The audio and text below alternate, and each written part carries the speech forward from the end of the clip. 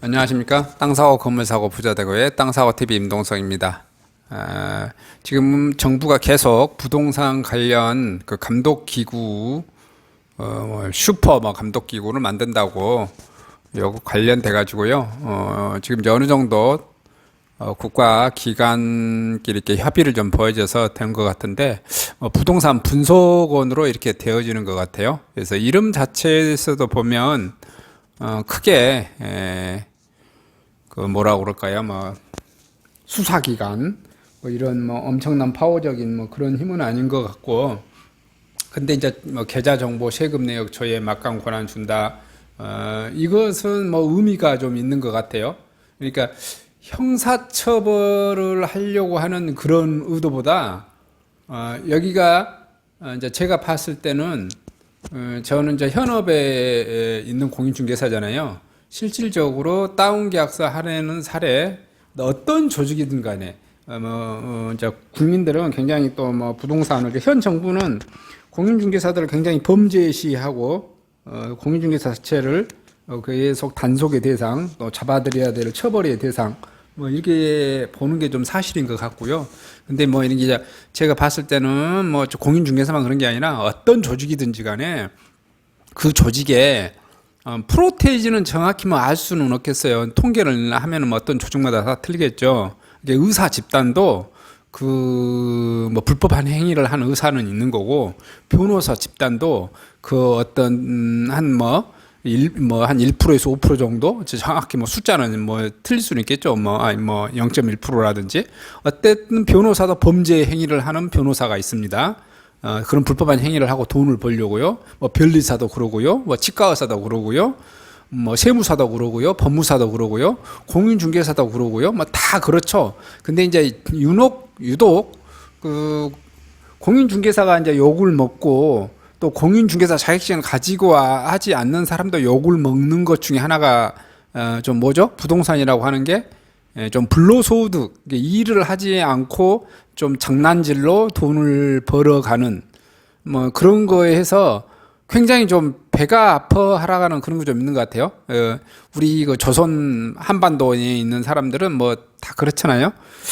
사돈이 땅 사면 배가 아프다는데, 이게 그러한 조작은 주식 시장에도 있고 채권 시장에도 있고 다 있습니다. 그래서 세금 관련 그 세금 내역 조사는 세무서에서 하는 거잖아요. 그다음 계좌 정보 이런 금감원 같은 이런 것도 금융거래정보위원 이런 게 있는 것 같은데, 자, 원래 처음에는 여기 이제 봐 보시면 진성준 국회의원 같아요. 부동산 거래 분석원 이제 관료 선거치면 용두삼이 돼. 이게 요 말씀 자체가 뭔 의미가 있겠어요? 지금 그 현재 민주당에서는 이제 그 슈퍼 완전한 쉽게 말해 경찰이나 검찰보다 좀 더 강력한 힘을 가진 어떤 국가기관을 해서 다 때려잡는 이제 이런 식의 그런 것을 생각을 하셨던 것 같아요. 부동산 시장 감독기구. 근데 지금도 부동산 시장에서 불법 행위를 하면 뭘 하죠? 국토부 직원 각 시청에 있는 관련 부서, 그 다음에 경찰, 세무서 다 동원할 수 있습니다. 검찰도 동원할 수 있는 거고요. 근데 이제 그 업무를 상시적으로 경찰이 여러 업무를 하는데, 예를 들어서 이게 다운계약서 쓰고 범죄 행위를 하고 이런 것을 경찰이 이 업무만을 전담해서 상시적으로 하는 부서는 아니긴 하죠. 전담을 상시적으로 하는 부서는 이제 있긴 있어요. 근데 그 업무만 또 하는 것도 아니겠죠. 예를 들어서 이제 국토부에서 그 전담을 하고 있고요. 또 이제 저는 나주시에 있긴 한데, 나주시청에서도 매년 상반기 하반기 단속하러 나옵니다. 그리고 또 보통 이제 어떤 경우가 있냐면, 부동산 시장에 있어서 보통 민원인들이 이렇게 민원을 제기를 해요. 대개 그 싸가지 없이 또 이렇게 하거나 말썽 나는 공인중개사 사무소가 있잖아요. 그런 것은 이렇게 제가 있는 관할은 나주시청인데, 나주시에다 계속 이렇게 민원을 제기하겠죠, 당연히. 그 토지가 거기 담당 부서에다가 이제 민원을 제기할 거란 말이에요. 그러면 이제 그런 이제 공인중개사는 이렇게 그 해 연도에 상반기 하반기에 타겟팅 대상이 되는 거고, 거기에 이제 수사권이 없기 때문에 이제 경찰에 이제 어떤 증빙이 좀 나오면 수사를 의뢰할 수 있죠. 경찰이 수사를 할 수 있는 거고, 또 의뢰를 해서 뭐 세무서에다 요청할 수 있는 거, 세무서에서도 나올 수 있는 거고. 근데 이게 이제 여기가 뭐 이렇게 유기적으로 좀 되지는 않고 있는 것 같아요. 왜냐하면 각자 업무가 각자 바빠. 왜냐하면은 예를 들어서 나주시청 토지과도 각자 자기가 알아서 바쁘고, 예를 들어서 나주 경찰서도 자기 업무 일이 많아. 그래서 뭐 이렇게 말하면 당정청 이렇게 해서 아주 명령 내려가지고 이렇게 하지 않는 한 평상시 때는 막 그 예를 들어서 나주시청 토지과나 예를 들어서 나주 경찰서나 나주 관할 세무서나 뭐 이렇게 해서 유기적으로 뭐 또 국토부 지검까지 내려와서 또 예를 들어서 강주지검에 있는 검사까지 막 동원돼서 막 이렇게 막 하고 또 금감원 자료까지 뭐 받아서 뭐 조사를 하고 이러지는 않을 거란 말이에요. 평상시 때는 이게 막 예를 들어서 당 대표라든지 위에 뭐 높으신 분들이 막 명령 내리고, 그래서 그렇게 했었을 때나 뭐 예를 들어서 올해가 2020년이죠. 그래서 2019년에 강주에 뭐 대대적으로 단속을 많이 했었죠. 18년 하반기부터 19년 이런 것이다. 그래서 계속해서 집값이 오르니 슈퍼 감독기구를 뭐 이렇게 만든다고 했었는데 다 옥상옥이 될 것이다. 이렇게 해서 비난이 좀 뭐라고 할까요? 쓰잘데기 없는 것이다. 그리고 또 이게씩 지나가 버리면 그러면 그 슈퍼 감독기구라고 하는 게 뭐 할 일이 없을 것 아니냐, 이렇게 좀 하시는 의견들도 꽤 좀 있었었던 것 같아요. 이제 이게 지금 현재 쭉 나오다 보니까 부동산 거래 분석원을 만든다고 이렇게 어느 정도 이제 뉴스가 좀 나오고 있네요. 그래서 이제 봐보시면 톤 낮췄다고 그랬어요. 부동산 거래 분석원. 이 부동산 거래 분석원을 만드는 제가 봤을 때 이것을 전담 업무로 하고 전국에서 부동산 거래가 금액이 이렇게 크고 이렇게 했었을 때 제가 봤을 때 이제 여기 기록을 이렇게 보면은 뭐 대충 인력은 한 100명 정도 하고 뭐 내년 상반기에나 뭐 이렇게 되고 뭐 그럴 것 같아요. 여기저기 좀 해서. 근데 이게 당장에는 효과는 뭐 나오진 않을 거라고 봐요. 그러니까 문재인 정부 때는 효과는 나오지 않을 것 같고, 제가 봤을 때는 한 3년, 5년, 그래서 문재인 정부도 지나가고 또 다음 정권 5년, 그래서 한 5년 이상의 데이터가 이런 그 부동산 거래 분석원이 이런 국가 기관이 형성돼서 한 5년 이상의 데이터가 누적되면 보통 FIU라고 그런가요? 금감원 이런 분석 이런 것도 봐보면 이상한 걸 잡아내잖아요. 돈이 이렇게 흐름을 금융정보분석원이죠. FIU 여기 이렇게 좀 나오네요. 이게 이런 것도 봐보면 예를 들어서 이런 거 있죠. 금융정보분석원 같은 데서 예를 들어서 만약에 홍길동이라는 사람이 보험에 가입해서 A 보험사, 예를 들어 삼성화재로부터 돈을 한 5천만 원 타내고 또 뭐 현대해상화로부터 또 한 3천만 원 타내고 삼성생명으로부터 또 한 5천만 원 타내고 뭐 예를 들어서 계속해서 이 보험사 저 보험사에서 돈을 막 타낸단 말이야. 근데 그 보험사마다는 그 보험사들은 어떻게 하죠? 보험사들은 알 수가 없어. 이게 보니까 그냥 크게 보험 사기가 아닌 것 같아. 그래서 계속 지급을 해주는데, 예를 들어 금융정보분석원에서는 예를 들어서 그 홍길동 계좌로 뭐 한 2천만 원 이상 계속 꽂힌다. 근데 보험사가 계속 꽂아준단 말이야. 이게 뭔가 이상해. 왜냐하면은 1년, 2년 간격으로 계속 꽂아줘. 그러면 이게 보험 사기 친놈 아니야? 이게 의심할 수 있겠죠. 그래서 금융정보분석에서는 각 보험사에다가 이거 홍길동이란 놈이 몇 년도에는 얼마 뭐 받아먹고 받았으니까 자체 조사를 한번 해봐라, 이렇게 정보를 알려줄 수 있겠죠. 그러면 뭔가 이상하다 해서 다시 잡아낼 수 있게끔 이런 그 시스템 체계인 것 같아요. 그래서 이 지금 당장에 제가 봤을 때는 이것을 뭐 어떤 효과는 없을지라도 이게 한 5년이나 10년 누적되면은 부동산 이렇게 거래 분석원이 굉장한 그 대한민국 사회를 부동산 거래를 좀 투명하게 해주는 그런 국가 기관이 되지 않을까 이렇게 좀 생각이 됩니다. 그래서 쭉 봐보시면 이제 뭐 이렇게 독립기구로 할 것이냐, 정부 조직으로 어떻게 할 것이냐, 또 뭐 이렇게 거기에다가 특사경을 주는데 법무부, 국세청, 금감원 이런 게 분리돼 있어서 하면은 또 뭐 그 또 업무가 뭐냐면은 세무서하고도 겹치고 또 뭐 이렇게 겹칠 거 아니에요. 국세청하고도 겹치고 금감원하고도 겹치고 그럼 쌈 난다. 뭐 이렇게 해서 결국은 국토부에다가 국토부 아래 기관을 두고 이제 뭐 놔두는 것 같아요. 그래서 이제 요것만 좀 자세히 봐볼게요. 부동산 거래 분석원 가칭 추진하는데 국토부 산하 기구로 출범시키고요.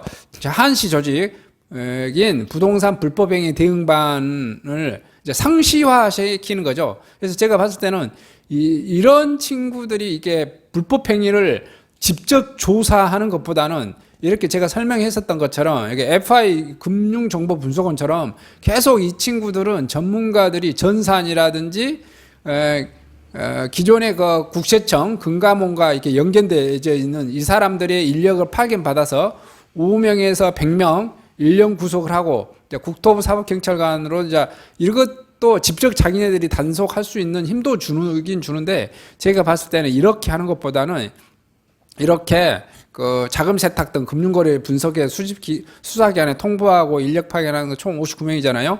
요 FIU처럼 이렇게 운영했으면 금융정보분석원처럼 왜냐하면 부동산 거래 내역을 계속 조사를 하는 거야. 계속 조사를 하면서 금융거래 정보원 분석도 데이터를 넘겨받고 세무서 세금 납부한 것도 이렇게 넘겨받고 조회해 볼 수 있고 뭐 이렇게 하면은 어떻게 될 것 같나요?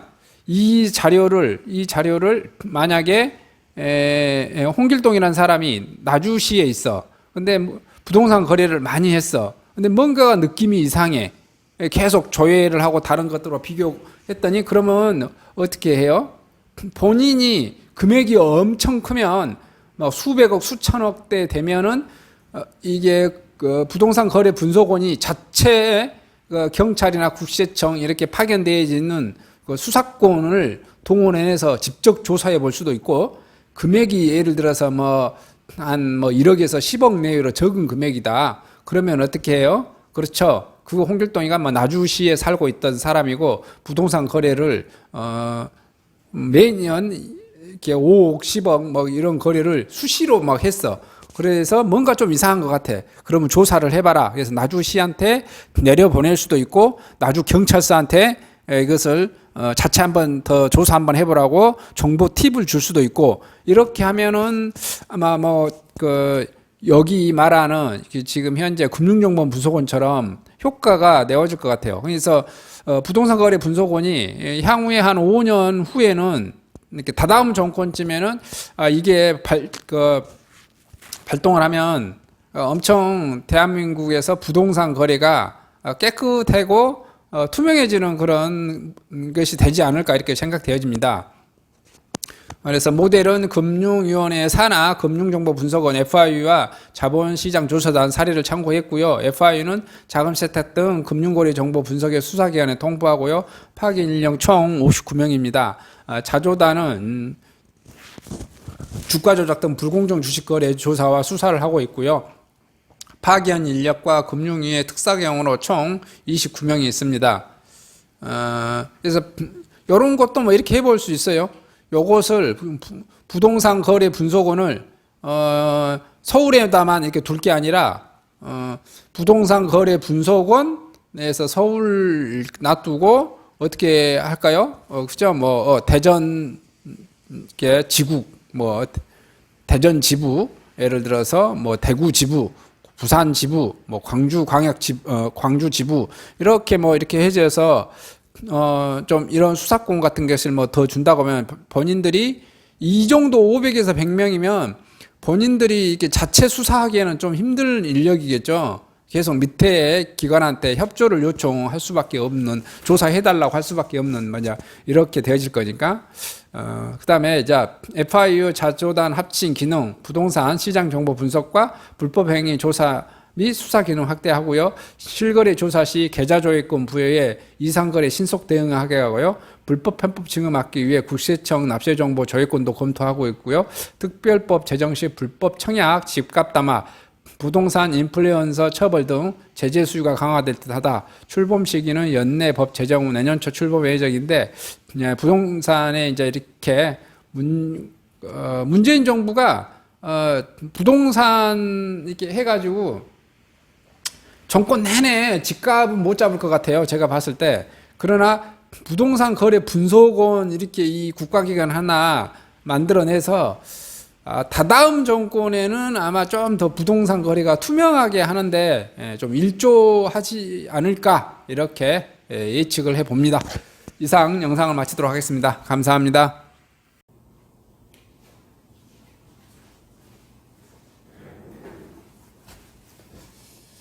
안녕하십니까? 상서거TV의 임동성입니다. 저는 카페 공인중개사 대표 임동성이고요. 또 코웨이 판매사원입니다. 코웨이 판매사원이고요. 코웨이 하면 가장 유명한 시장 1위 정수기 제품 판매합니다. 정수기 제품 판매하고 있고요. 특히 정수기 제품 이렇게 판매를 하고 있습니다. 월 납입 올납으로 한 5만원대, 2만원대, 3만원대, 4만원대 뭐 다양하게 있고요. 직수정수기, 그 다음에 시루직수정수기, 나노직수정수기, 냉온정수기, 얼음정수기, 한뼘정수기 이렇게 종류가 많고요. 또 프라임 정수기, 일반 정수기 이렇게 많습니다. 그다음에 영업용 정수기도 있고요. 그다음에 2달씩 한 번씩 정수기 중에서 가장 고급스럽습니다. 가장 고급스럽고 2달에 한 번씩 이렇게 필터 교환 이런 걸 해주기 때문에 상태가 좋고요. 그다음에 제습 청정할 수 있는 청정기 판매합니다. 일반 공기청정기 판매하고 있고요. 공기청정기도 이렇게 2만원대, 3만원대 이렇게 제품이 있겠습니다. 그 다음에 복거리형 공기청정기가 있고요. 휴대용 공기청정기도 있고요. 가습 공기청정기, 그 다음에 비데도 이렇게 월로 이렇게 해서 비데에 있는 그 필터를 계속해서 다른 비데들은 이렇게 필터가 이게 하나예요. 물이 나오는 거. 근데 여기 지금 2개입니다. 2개고, 보시다시피 계속해서, 2-3달 만에 한 번씩 계속해서 교환, 필터 자체를 아예 교환시켜 드립니다. 비데는 이렇게 2만원대가 많이 있습니다. 추천해 드리고요. 또, 연수기, 피부를 위한 연수기, 물을 연수시켜 드리죠. 그리고 코웨이 침대 매트리스, 침대 매트리스도 이렇게 4개월 간격으로 찐득이 이런 거 제거해드리는 작업 해드리고 있습니다. 그래서 올 단위로 이렇게 받는 것 2만원대, 3만원대 정도 있고요. 제품이 종류별로 많이 있습니다. 이렇게 매트리스, 침구 세트, 그다음 우류 청정기, 코웨이 우류 청정기가 있습니다. 코웨이 우류 청정기, 비빔 가전 5만원대 있습니다. 5만원대 코웨이 우류 청정기. 그다음에 주방 가전에 해당되는 인덕션 있고요. 하이브리드 전기 레인지도 있고요. 그다음에 안마의자도 200만원대, 300만원대, 400만원대, 500만원대 이렇게 있습니다. 그 다음에 반신욕기, 사우나기, 족욕기, 그 다음에 소파 슬림 웨이브 운동하는 거 있죠. 그 다음에 삼성 건조기, 삼성전자 세탁기, 무선 청소기 이런 것까지 다 판매합니다. 그 다음에 쿠첸 밥솥도 판매하네요. 진동 청소기 이런 것 다 판매하고 있습니다. 그래서 특히 가장 많이 알고 있는 코웨이의 정수기, 공기청정기 추천해 드리겠습니다. 저를 통해서 판매해 주시면 성심성의껏 설치해 드리고 선물도 듬뿍 드리도록 하겠습니다. 감사합니다.